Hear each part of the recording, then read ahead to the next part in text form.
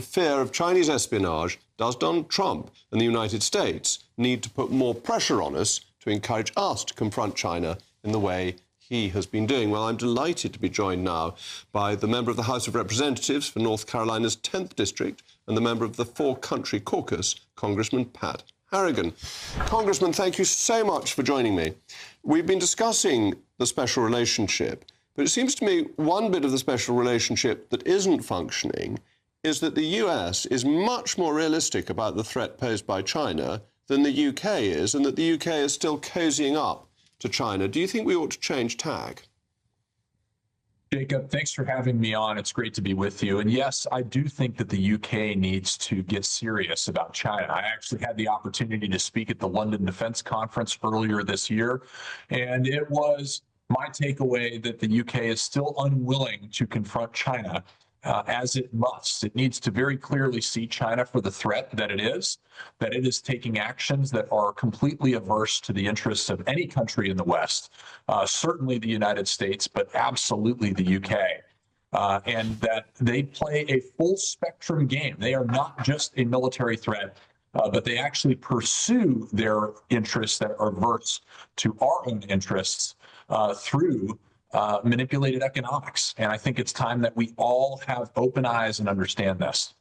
It's very important because they've got a lot of money and they use it to buy influence. They use it to sponsor other states, effectively, smaller states. And there's this looming threat to Taiwan, which would threaten global security fundamentally. And what can we do to try and keep China boxed in? Well, I think, number one, we have to work together, right? And I think that was the point of President Trump's second trip. And this is why I think the invitation from the UK to President Trump this second time around was really groundbreaking and historic because, number one, it's a recognition that both sides understand that they need each other and they need each other in very consequential ways. And second, the timing of this, I don't think is a mistake. I think it's very, very intentional.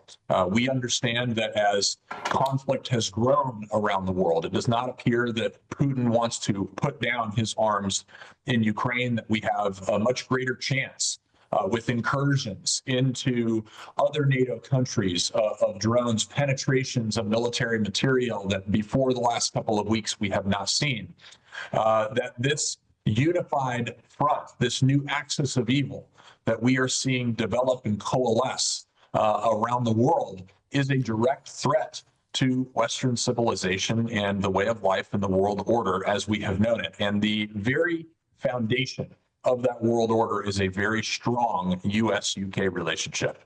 Well, I very much agree with what you've been saying about Russia. And one of the worries from the UK is that President Trump isn't tough enough on Putin, and that will help the Chinese think that they might be able to get away with more because Putin has.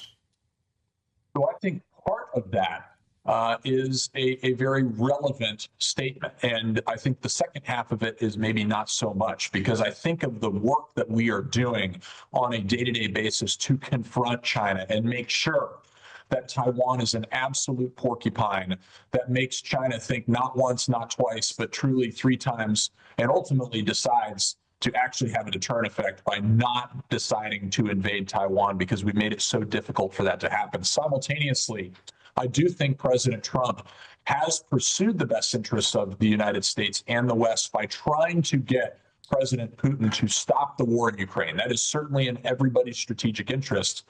But as we learned in the military, and as my friends in the UK military know, the enemy gets a vote, and we have to be responsive to the enemy.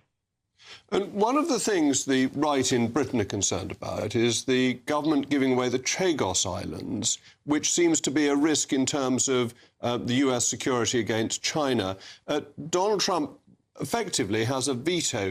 Would you be encouraging him to use that to try and ensure that the Chagos Islands and the airbase there remain safe?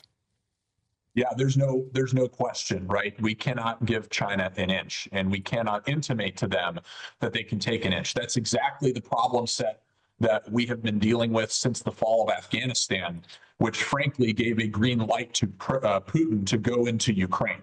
We do not want to give that same green light inch by inch to Xi Jinping. We cannot allow that to happen. Congressman, thank you very much indeed for joining me.